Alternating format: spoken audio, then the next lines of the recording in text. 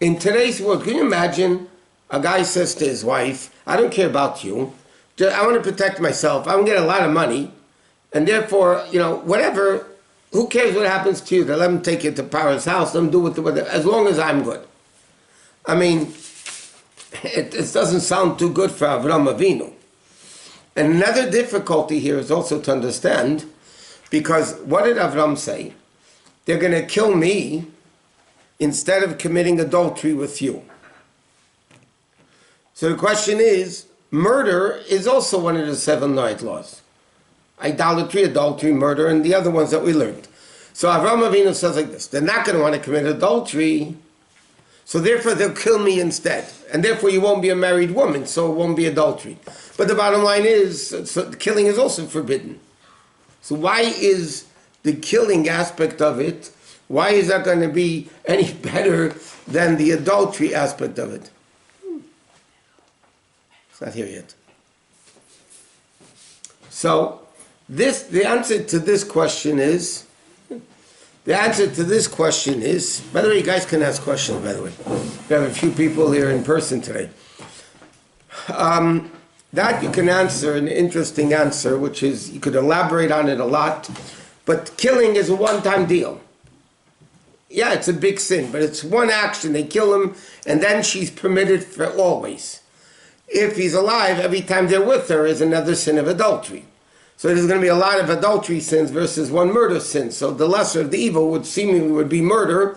So therefore, he would say, okay, I'm going to kill you, they're going to kill me, and that. But the whole thing is very difficult to understand. And the Ramban, interestingly, says that this is considered a very big sin on Avram Avinu's part. That's what the Ramban says. This is a sin. How would Avram Avinu not care about his wife and only care about himself? And not only that, he says even more, Leman yitav li bavurech, that should be good for me because of you. I mean, that's very difficult to understand. So he says like this. First of all, some commentaries explain, by the way, was the door open when you came in? Was somebody at the door? Could be. No, I'm saying, did you lock it when you came in? Yeah. No. It was locked. It was locked. Leave it open with the thing, please. Okay, the bottom line is, so some commentaries say that Avram Avinu divorced her. That's what some commentaries explain.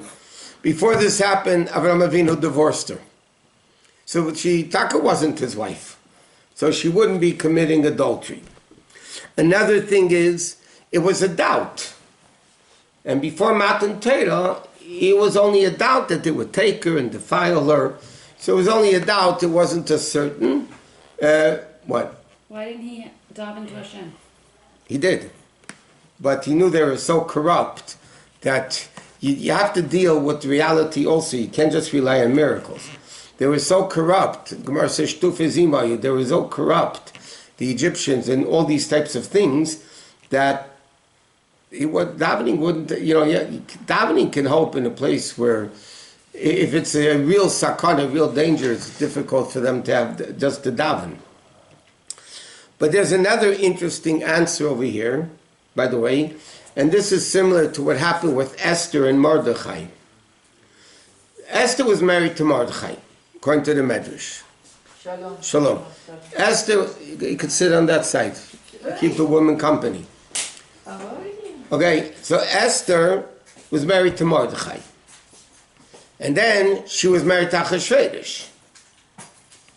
So the question is, why wasn't Esther committing adultery when she was married to Achashverosh if she was married to Mordechai? So it's adultery. So the Gemara really asks that question in Sanhedrin. And the Gemara answers a very interesting answer. Again, I don't want to elaborate on it now, but the Gemara answers the expression Esther Karka Elam. He means, when it comes to adultery, a man is active, a woman is passive. So the woman is not really doing anything. She's being forced to do it. She's not active participant in it. So therefore, the Gemara says, Esther was not considered committing adultery. He wasn't considered committing adultery because she was forced to do it and she wasn't active like a man would be. So some of Hashem answer Esther was was karka elam, so therefore she wouldn't be committing adultery halachically because she would be forced by Pare and those people. But the whole concept over here is difficult to understand. What does it mean that Avraham Avinu is saying to Sarah, I need it to be good for me? I mean, that's a little selfish. So the explanation is as follows. And you have to understand, tzaddikim, they are what Hashem wants. There's no me, there's no I, there's no self. Tzaddikim have no yetzer hara. The Gemara says, tzaddikim, even the lower level of a tzaddik, kills the yetzer hara. The pasuk says in Tehillim, David HaMelech says, Libi cholol bekirbi, my heart is hollow within me. The Gemara says, what does it mean, his heart is hollow within me? He killed his yetzer hara. He doesn't have any yetzer hara. A tzaddik gomor, a greater level of a tzaddik, is like it says, b'chol levavcha, with the two yetzer tov and yetzer hara. A greater tzaddik, like the Rebbe explains in Tanya, is a transformation of evil to good, which is even a greater level than that. Okay? But a tzaddik has no yetzer hara. There's no ego, there's no me, there's what Hashem wants. Avraham Avinu is told by Hashem in the beginning of Lech Lecha,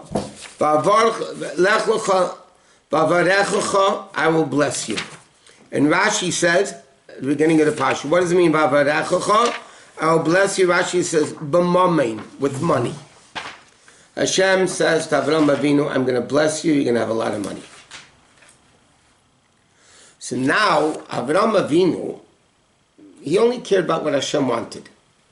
Avraham Avinu says, now Hashem is giving me an opportunity for that bracha that Hashem told me that I'm going to have a lot of money. Now this is going to be fulfilled because this is the way that I can make a vessel for this bracha of Hashem to take place. Okay? So now, the Zohar says that Avraham Avinu was so certain in the merit of Sarah was so great. The Zohar says, Avraham Avinu, how did he do it? He was certain that nothing is going to happen to Sarah. He was certain, the Zohar says. Nothing is going to happen. He was certain. She was a great tzaddikis. He knew nothing is going to happen to her. Okay? So now like this. So this story represents that Avraham Avinu is coming down into Mitzrayim. Sarah is being taken captive by the evil forces of the world. And Avram is realizing, now according to the Zayar, that I'll explain in a second, that by Sarah going down into Egypt, Avram and Sarah both become greater. What it means is as follows. The Zayar says, Avram and Sarah represent the neshama and the body of the Jew. Avram represents the neshama, Sarah represents the guf, the body. Now, what's the ultimate purpose of a neshama? We learned already many times in the classes, in Tanya, and just in Parsha even. The neshama, before it comes into the world, is sitting in Gan Eden, is basking in godliness. Why does this neshama come into the world? Why? Why does the neshama come into the world? It's such a terrible exile. The neshama, we discussed the other day at a class, that the Baal Shem Tov came down in the form of a flame. It was torturous for the Baal Shem Tov to come down. He said, if I would have known the torture, I would have never come down to save a grandkid. The neshama coming down into the body is a terrible, terrible pain for the neshama. And that's why it says in Pirkei Avos in the 5th parak, Bal karchach atochai. We are living against the world. The neshama doesn't want to come into the body.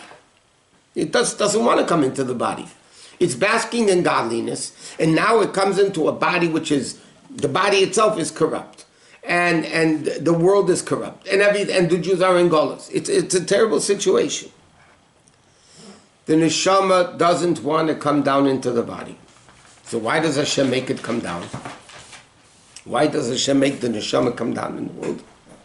So Chassidus has an expression many, many places. Yerida tzerech aliyah. The descent is for the sake of elevation. The descent is for the sake of elevation. Which means, in simple language to understand this, there's an expression in the Gemara, you spend $1 in business. You spend $1, you make $1, that's called a businessman. The Gemara says that, it's called a businessman. If you invest $1, it's to make $2 or $100, whatever. You don't invest $1 to make $1. So why is an neshama coming down from a lofty place to come down, to lose, like you invest means you're losing money. The neshama is losing from its place in Gan Eden. Why is the neshama losing its place in Gan Eden? So it explains, because dafka, through the neshama coming down into the body, can the neshama elevate itself to a place infinitely greater than it was before it came down. Mm-hmm.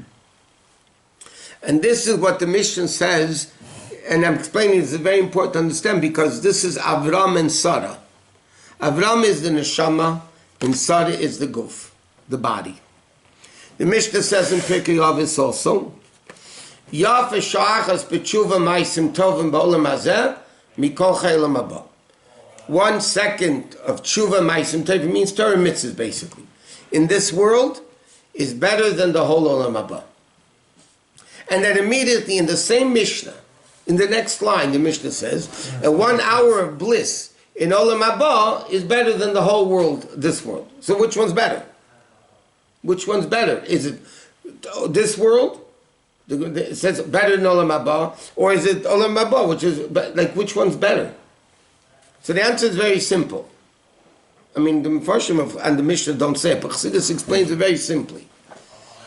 Gan Eden is, as the Gemara uses the expression, tzaddikim yeshvim, whatever it means in a physical sense, but tzaddikim are sitting, v'atreseim b'rashem, their crowns are on the head, v'nehenim miziv hashchina, they are enjoying the ray of the Shechina. Gan Eden is a ray of the Shechina, not the Shechina. It's only a ray of the Shechina. So what's the advantage, what's the uniqueness of Gan Eden? If it's only a ray, that they feel it. There's no body, there's no Yetzer Hara, there's no evil in the world. So therefore the tzaddik is sitting in Gan Eden. Granted, it's only a ray, but it's a ray that they feel. They get it. And that's why the Mishnah says 1 hour of bliss. It doesn't say olam haba. Yaf eshach shoker asruach. The bliss of olam haba is better than all this world, because over there you feel it, and here we don't. But when a neshama comes down here and does a mitzvah, any mitzvah, and learns Torah, they are connecting to the essence of Hashem, not to the ray of the Shechina. They are actually connecting to the essence of Hashem.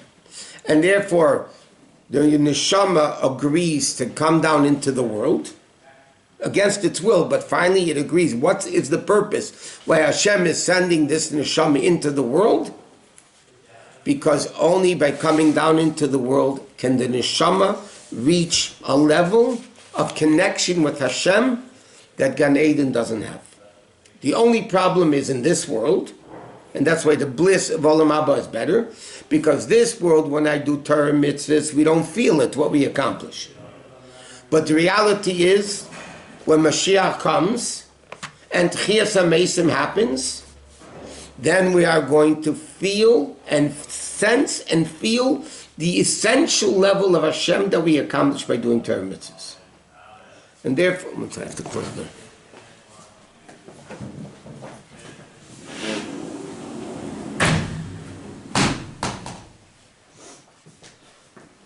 But Rabbi, all the neshamas don't elevate. They do. They do? Every neshama who does even one mitzvah Is elevates. It's worth for the neshama coming down into the world. All this. Even though if they do 1 million mistakes, or So the million mistakes, they get cleansed in Gehenna, or tshuva, or They get cleansed. But now the good is accumulative. The good they have, that stays with them, and that causes the neshama to elevate infinitely greater. Now we don't feel it. When Mashiach comes, Tchias HaMesim, then we're going to feel it. So, but that's the accomplishment. Okay, so now, so you have Avraham Avinu is the neshama, Sarah is the guf. Now Sarah is coming down into Mitzrayim. She is being taken Beis Pari to the house of Pari. That represents the guf, the body, which is in the most corrupt place. The body itself is corrupted as a Yetzer Hara, an animal soul. It's in Golus. So that represents Sarah being taken to. But Dafka, only through the neshama coming down into the body, in this low place. Because if it's easy to do Torah mitzvahs, then it's worthless. Like an angel, it has no Yetzer Hara. So they have no problem doing mitzvahs, whatever. They don't have mitzvahs, but because mitzvahs are only in this physical world. But it's worthless. When you have a challenge, it's difficult, and you overcome the challenge, then it's valuable. So basically what happens is, when the person, the neshama, Sarah is coming into the body, okay, into Beis Pari, so Avraham Avinu, according to the Zohar, that Avraham Avinu represents the neshama, he says, now, v'manitav li bavuri, v'choisa nafshi, what does the pasuk say? And my soul will be alive because of you. In other words, because you're going in the body, because the neshama comes into this low place of a body that's captured in Pari's house, so therefore the neshama, Avraham Avinu, is elevated to a lofty level. And that's why, interestingly, what does he say? He says, Imri no achesiot. Please say you're my sister. Now, it's interesting. Shlomo Melech, in Shir HaShirim, which speaks about the relationship between Hashem and the Jews are called many things. They're called Ishti, they're called Hashem's wife. We know Matan Torah was the wedding. The Jews are called Basi Lagani Achesi, my sister. Sometimes they're called Imi, Shlomo Melech's Bat Torah She'atrole Imei, in the crown that his mother gave him the day they got married. The Jews in Hashem's relationships, we are called Hashem's wife, Hashem's daughter, Hashem's sister, and Hashem's mother. In Shir HaShirim, you have Achaisi, you have Imi, you have Ishti, and then you have, what do you say? Sister, daughter, mother, and wife. The 4 levels. Now, what's the difference? Sarah was Avram's wife. What's the difference between a wife and a sister? It's remarkable when you learn this and all fits in. Everything makes sense. What the Torah is using expressions. A chesi, a sister, is a natural, instinctive love that a brother and sister have. They're born from the same parents. It's natural. Husband and wife is a worked on love. It's not natural. It is a love that you work on. You get married, it has to be nourished. It's not a natural, instinctive love that a husband and wife have to each other. It's something that has to be worked on. The neshama has a relationship. What's the difference though? A chesi is a natural love which can never stop. You can never divorce your sister. I mean, you could try, it doesn't do anything. She's still your sister. A wife is not a natural instinctive love. It's an additional love of an additional person. It's not even a blood relative of yours. But that relationship is a much stronger bond than a brother and a sister. It's a husband and wife is a very strong love. But a wife, God forbid, you could divorce. A wife could be divorced.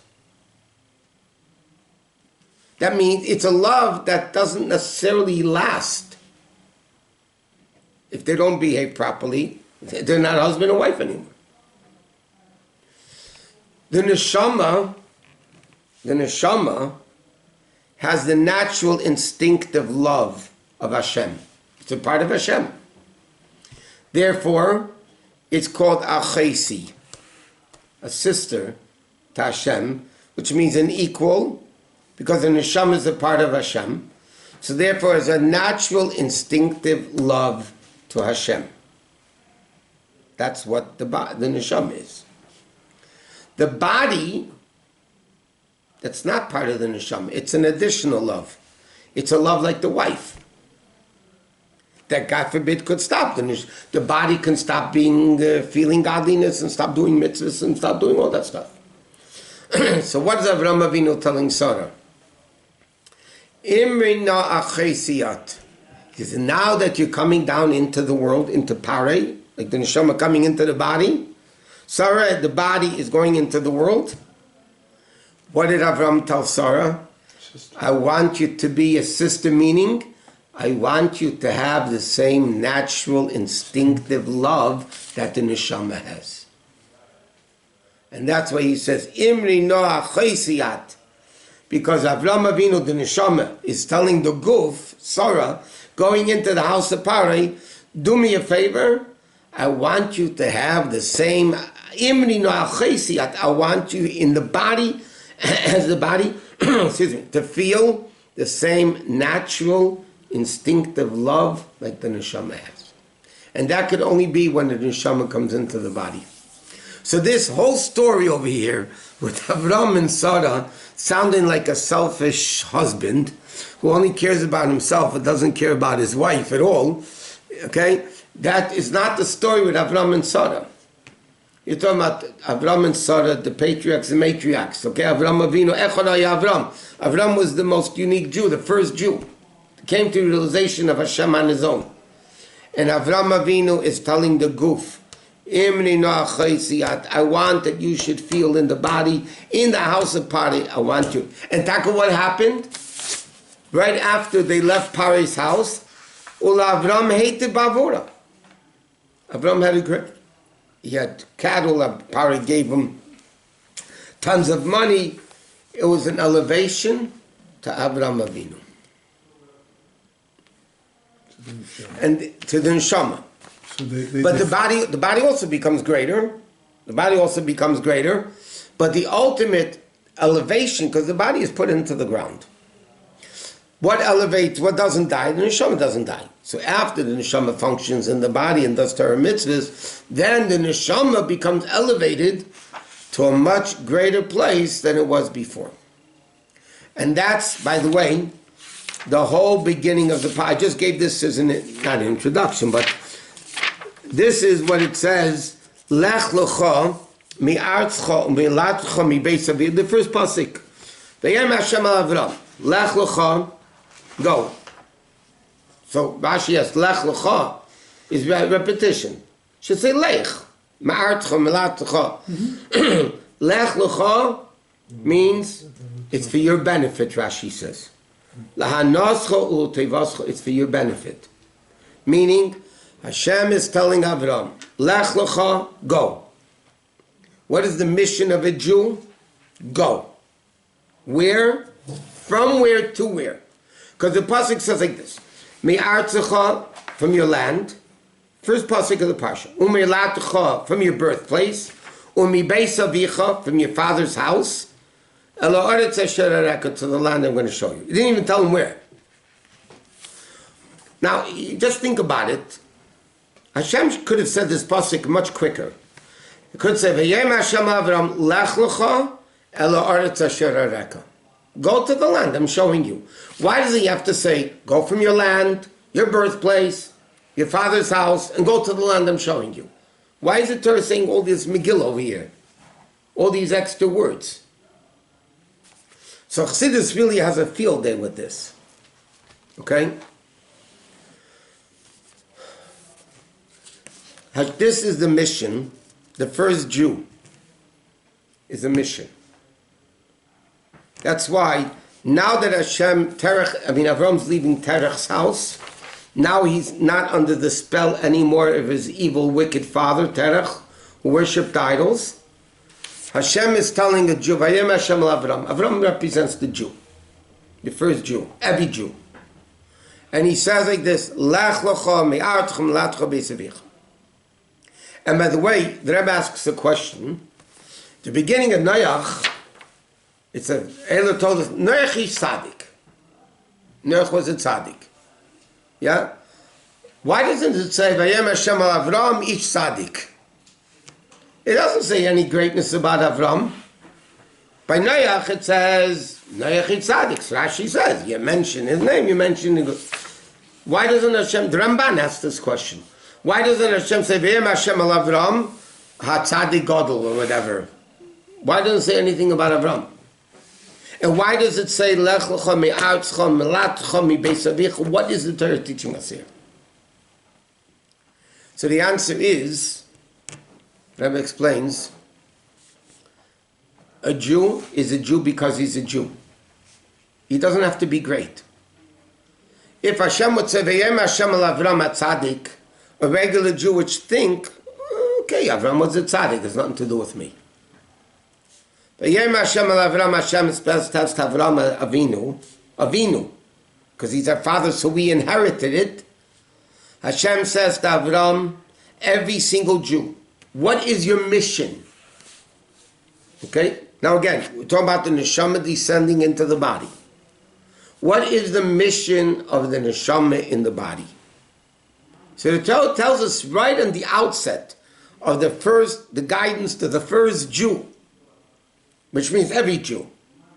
Hashem says very simple.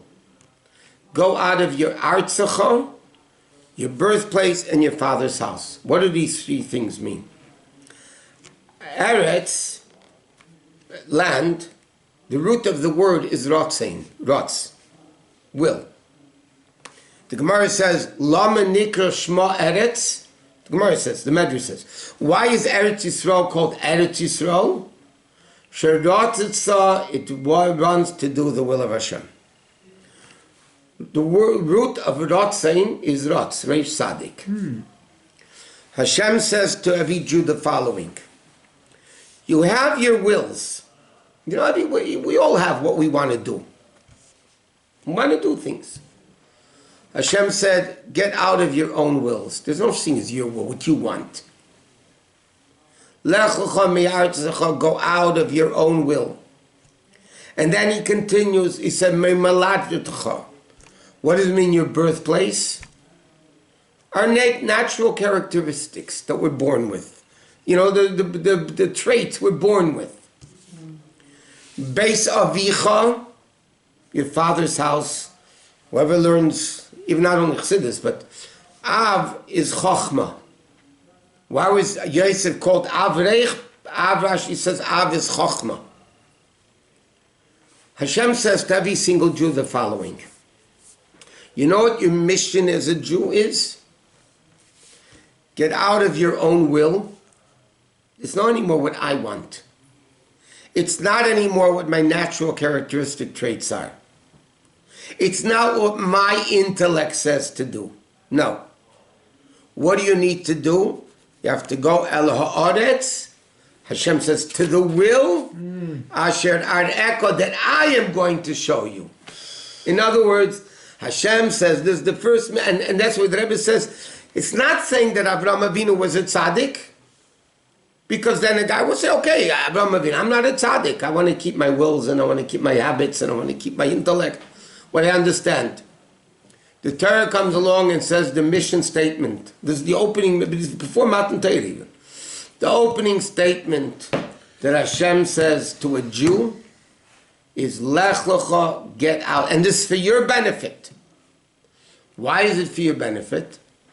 Because when a person connects to Hashem, then we're tapping into the infinite. As Chazal used the expression we mentioned many times in the classes, Shotef LaKadosh Baruch Hu b'Maaseh Bereishis, we become God's partner. What do you mean? Partner means an equal. Hashem created a world and He gave us a mission. Okay? And in fact, at the end of the Seder, if we have time, we'll talk about Bris Milah. You know, I'll mention it now already. At the end of the Parsha, it speaks about Bris Milah. Yeah, a Jew boy on the 8th day has to have a bris. So an Apikoros asked one of the Tanoim of the Mishnah, the Gemara says, if Arla is Ma'usa, if the foreskin is despicable by Hashem and he says to cut it off, why didn't Hashem create us without the foreskin? The same way he created us with the foreskin, he could have created us without the foreskin. Mm-hmm. So this guy asked the Tana of the Mishnah, why did God create the foreskin? They say cut it off. Why didn't you just make it without it? So he gave him an example. He says, you have beans that grow. They're bitter. They're not edible. You have to cook them to make them sweet. Hashem didn't make bread grow from the ground. Hashem could have made bread grow. You know, we don't have to go to the bakery. Just go to the ground, pick up a loaf of bread. What did Hashem do? Hashem made wheat. And then we have to harvest the wheat. Then we have to make it into flour. Then we have to grind it. Then we have to make the whole thing and make bread. Why did Hashem just make bread? So in the Friday night Kiddush, we say the pasuk from the end of creation. Ki vayishavas mikol malachta, God rested from all the work. Asher bara lekim lasis, that God created lasis to do. What do you mean God created to do? And the Medrash says, lasis means l'sakin, to fix. Meaning, Hashem created an unfinished world. Hashem wanted a home, Dira b'tachteni wanted a home down here in the slow spiritual world. Okay, that's what he wanted. Why? You can't ask a question why. That's what Hashem wanted. So what did he do? Hashem created a physical world, and now he says to the Jew, make it holy. That's what I want. Hashem could have created a world full of holiness, but that's a big deal. That's not what he wants. He wants us to make the world holy. So what happens when a Jew makes the world holy, we just said? He becomes a partner with Hashem creation. He finishes the job of creation that Hashem began. So Hashem created an unfinished world, and Hashem says to us, now finish the world. How do we finish the world? By making the world holy. That's what he wanted. So therefore Hashem creates a Jew with the foreskin to show we're incomplete and now become complete by doing what Hashem wants us to do. Hashem is giving the mission statement for every single Jew. Vayem Hashem al Avram, Lech Lecha, go, mi'artzecha, from your own wills, your own desires, milatedcha, from what you're accustomed with from your birth, meaning your natural, characteristic traits, and beis avicha, from your intellect. And where are you going? Ela aretz asher areka, to the land that I will show you. Is Sarah second Jew? Who is the second Jew? Yitzchak. They were equal Jews, Avram and Sarah. They consider them one. One. Oh, okay. Yeah. Body and soul. Body and soul, they're one. It was just when you said The firstborn Jew, by the way, was Yitzchak. Firstborn Jew. But let me just clarify, because people have what made Avraham Avinu the first Jew? Why wasn't Noach the first Jew? God spoke to Noach. God spoke to Adam. Right? There was Chanaich, Mitzvah, they were great people. Mm-hmm. They weren't counted as the first Jews. The first Jew, the pasuk says in Divrei Hayom, Echad Avram. Why Avraham Avinu was the first Jew? Because he came to the recognition of God on his own. Hashem spoke to Adam, Hashem spoke to Noach. But Avraham was the first Jew that came to this realization of God on his own. And one opinion says 3 years old, another opinion says 40 years old, and another opinion says 48. And the commentaries explain it's just not an argument, it's 3 different stages of Avraham Avinu's connection with Hashem. It started at the age of 3. Everybody knows the story. He went out, he saw the sun, he said, oh, this must be God. And then when the sun set, he said, well, I guess it's not God. Then he thought maybe the moon. Finally, he came to the realization there has to be a God which is above all this. And then the Rambam says that he recognized God at the age of 40. So the author, the Medrash says 3, and another place says 48. So they explain these are different stages in the development of our... But he was the first Jew, him and Sarah, because they were the first Jews that recognized God on his own, on their own. And at what age Hashem talked to Abraham? How old? 70. 70? It seems just in the Chumash that the first time Hashem spoke to him was 70. By the way, it's interesting. The beginning of the Parsha, it says Avram was 75. The end of the Parsha, when Hashem had the bris bein absarim, when he cut the lamb and that whole thing, Avram was 70. That means the end of the Parsha happened before the beginning of the Parsha. Right. So there's no chronological order in Chumash.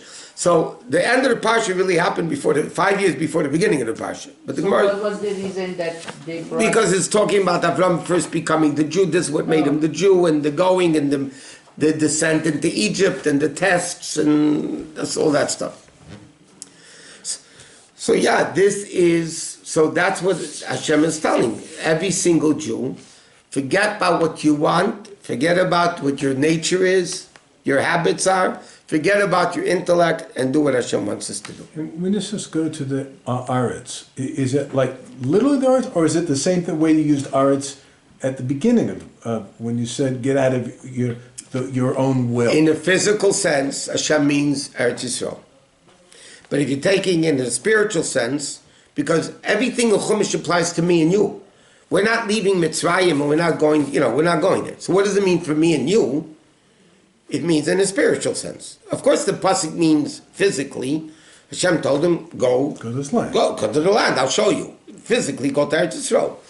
But in a spiritual sense, every pasuk in Chumash is guidance for each one of us. So for us, we're not going to Egypt and Eretz Yisrael, So in the spiritual sense, it means to the will of Hashem. To the will of Hashem. Right. Beautiful. The Ramban says a general statement, by the way, many places in this Parshas. The Ramban says, Ma'isa Avis similar banim. What happened to the Avis is a mark for the kids. Meaning, the explanation, by the way, simple explanation of that, the stories that happened to the patriarchs and matriarchs, Avis and Imois, give us the ability and the strength to overcome all the similar difficulties they had in our own lives. Because whatever they had, all the stories the Torah is telling us, if the Torah is not telling it, there's a lot of other things happen to them. Torah doesn't talk about it. Because those are not lessons for us. The stories Torah says about Adam and Noach and the Moshe Rabbeinu, whatever it is, the Torah is telling us those stories because they're relevant as far as having learn a lesson from them. And the lesson is in a spiritual sense. It doesn't mean, Avraham Avinu, by the way, personified that level. He didn't do what he wanted. In this word, this Torah that you're giving over came from who? Who said this? The Rebbe. The Rebbe said this. Yeah, I don't say anything, man. I'm not that smart. I just repeat. Rabbi, when you say Lech Lecha, that means that leave your home, leave your dad's home, and leave everything. It means, as a Jew, it includes female and male, or only male? No, both. Both.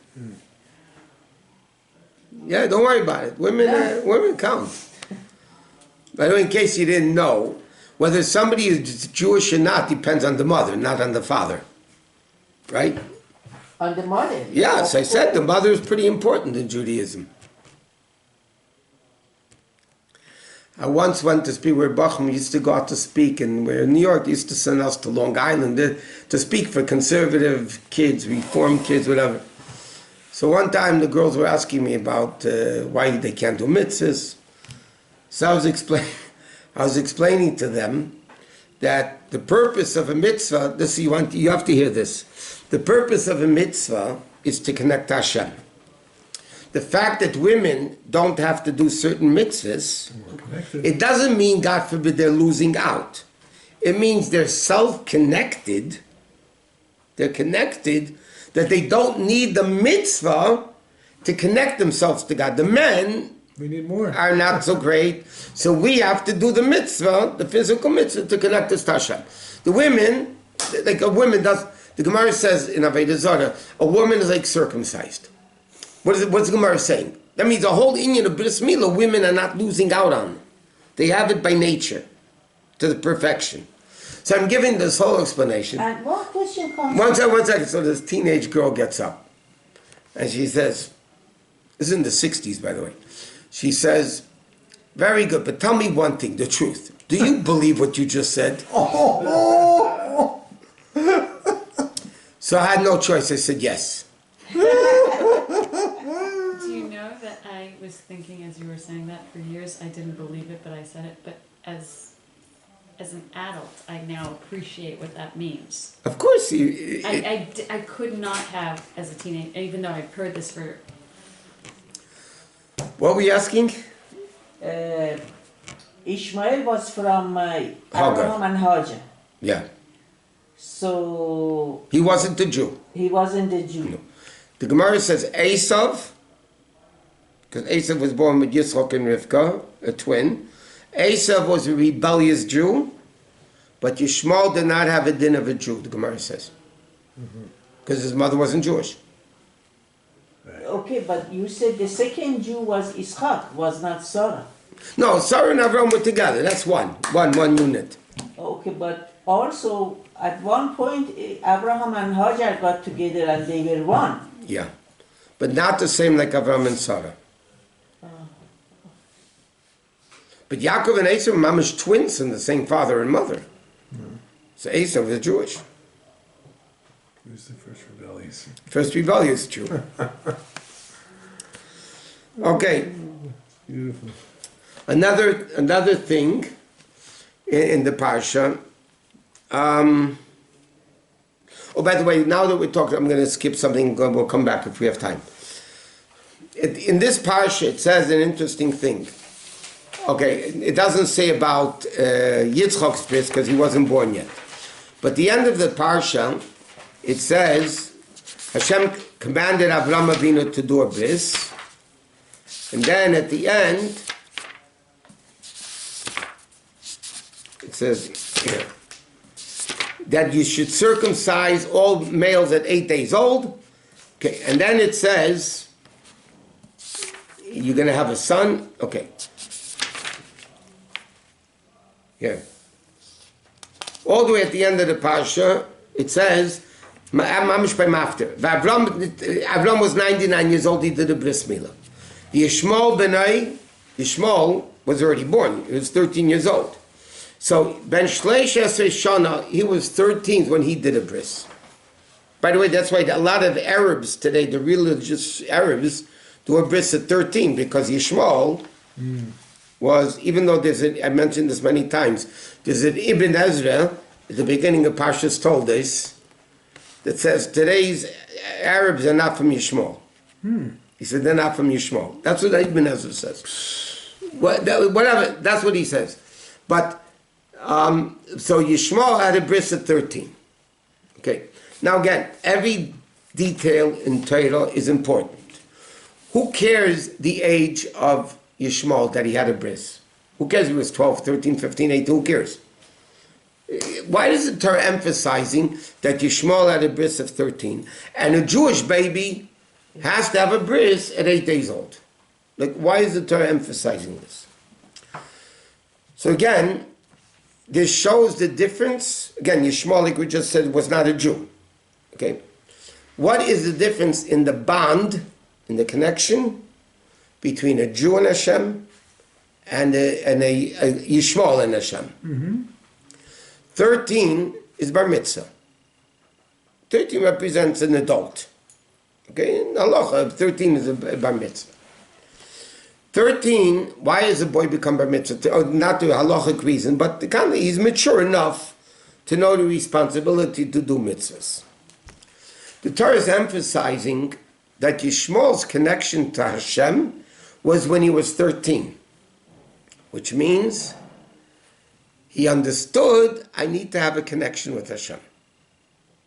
That is an intellectual connection. Yitzchak, on the other hand, had a bris 8 days old. 8 days old, they have no understanding what's going on. 8 represents, 7 is 7 days of the week, 7 is 7 midos. 8 represents above nature.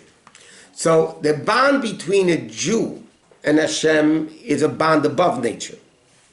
It's an essential bond. A guy, Ishmael, and Hashem is an intellectual bond.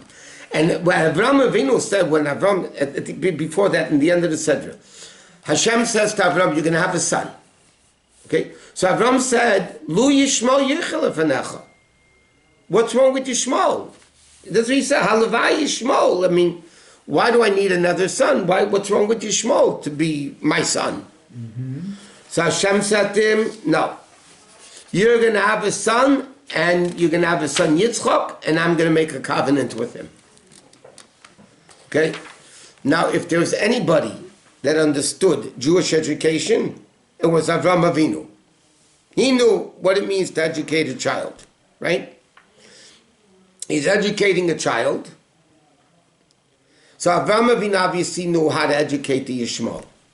And Avram Avinu says to Hashem, why can't Yishmael be?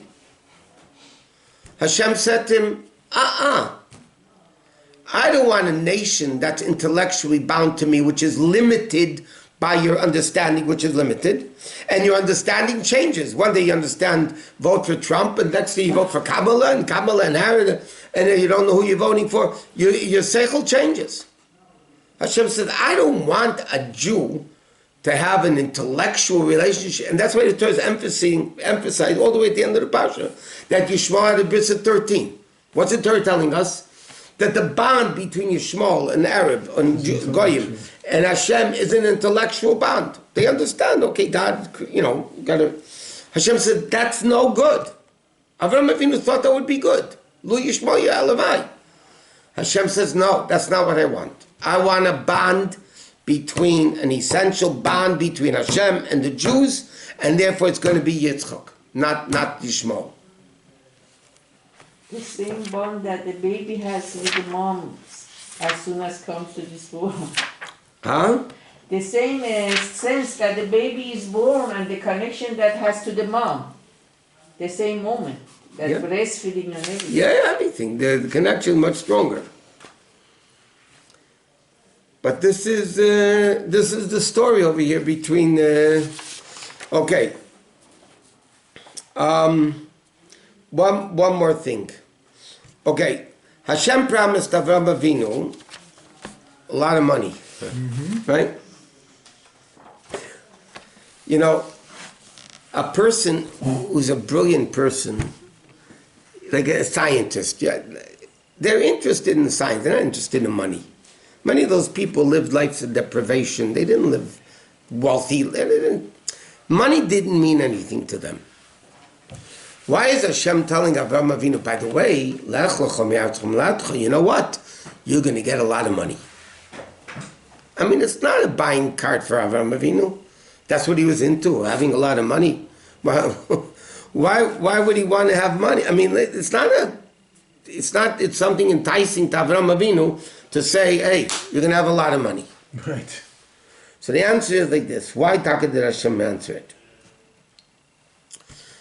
Because for whatever reason it is in the world, people listen to people that have money. That's the bottom line of it. A powerful person, that doesn't mean necessarily they're smarter or better. But people that have money, like Rabbi Mechaber Ashirim, the Gemara says, Rabbi honored rich people. Why did he honor rich people? What did the better people? Somebody used to say, very good for it, you see what God thinks of money, look who he gave it to. You see what God really thinks of money. Look at the people he gave it to, Why did Rabbi honor rich people? So the explanation, the Mefarshim explained, the Rebbe mentioned it in the Living Torah this week. The reason is because the fact that God entrusted this person, it's all God's money, right? It's all Hashem's money, it's not our money. We're just God's estate managers. So the fact that God entrusted this person with the greater estate financial responsibility shows the person has some type of qualities. Doesn't mean too much, but Hashem, and therefore Rabbi honored them. Rabbi was very, very wealthy himself. But he said if Hashem gave this person a large portfolio to manage for Hashem's estate, that means he has money, there's something to it. Avraham Avinu realized that if I want to have influence on others, and this is what Hashem is telling him. Hashem is telling him, if you want to have, because you want to have influence on others, so Hashem gave Avraham Avinu money. Because, especially, because the purpose of the Jew having money and to influence the world is something, another point which is connected to this and to what we spoke before, and we'll finish with this. The Gemara says, very strange statement. Why did the Jews go into Golus? Why did Hashem put the Jews in Golus? Yeah, we sinned, all that. But the Gemara says an interesting statement. They should make a lot of converts. A lot of what? Converts, convert. You know convert? Convert. Yeah. No. You know what it is? Yeah. A guy becoming a Jew. Okay. Jew, yeah. Changing the religion. So the question is, we know that's contrary to Torah. A person wants to convert, you try to convince him out of it. Here the Gemara says, why did Hashem send us into Golus? To make a lot of Gerim.